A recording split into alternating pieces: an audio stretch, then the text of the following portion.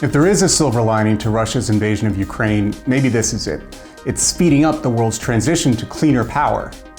The disruptions it's caused in world oil and gas markets has many countries backing away from imported fossil fuels and pushing ahead with locally generated renewable power.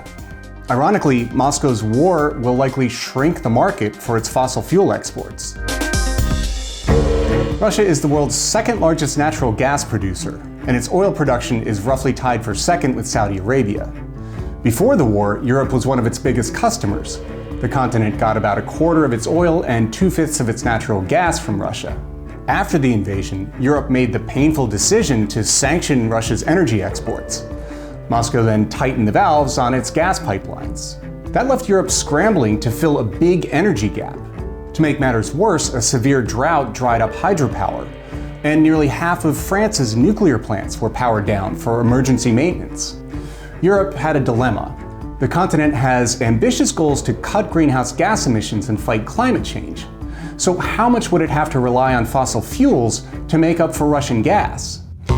Operators plugged in 26 coal-fired power plants that had been offline or were scheduled to close. And Europe rushed into service new facilities to import liquefied natural gas. By year's end, Europe's greenhouse gas emissions from the power sector were up about 4% from 2021.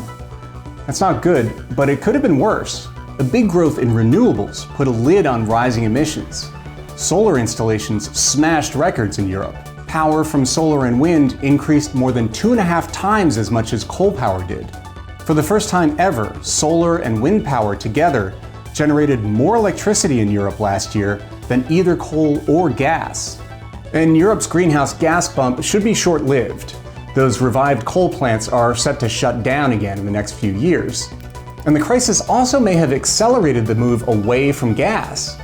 Take home heating, for example. Record numbers of European homeowners ditched gas furnaces for electric heat pumps. Installations jumped 53% in Germany, and more than doubled in Poland last year. The fallout from the war has spread far beyond Europe.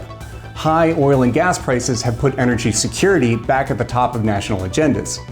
This time, though, fossil fuels are not the only option. Wind and solar power have gotten cheaper than coal and gas in most places, so renewables look better than ever. At the same time, major new clean energy policies in the United States and China are helping push the transition forward. Experts have had to revise their forecasts. In its latest outlook, energy giant BP expects about 5% more renewable power in 2035 than it did last year. And it lowered its expectations for coal by 3%, natural gas by 6%, and oil by 5.5%. None of this is good news for Russia in the long run.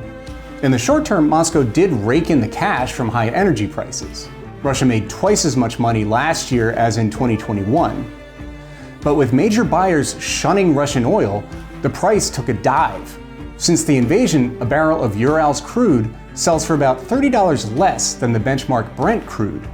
Russia is still producing about as much oil as it did before the war.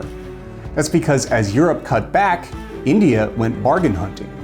The country went from rarely buying Russian oil to one of Moscow's biggest customers, on a par with China. But the $30 per barrel discount means Russia is making less money from oil. And with gas deliveries way down, the finance ministry says energy revenues are about half what they were last year. In the coming years, the market for Russian oil and gas is set to shrink.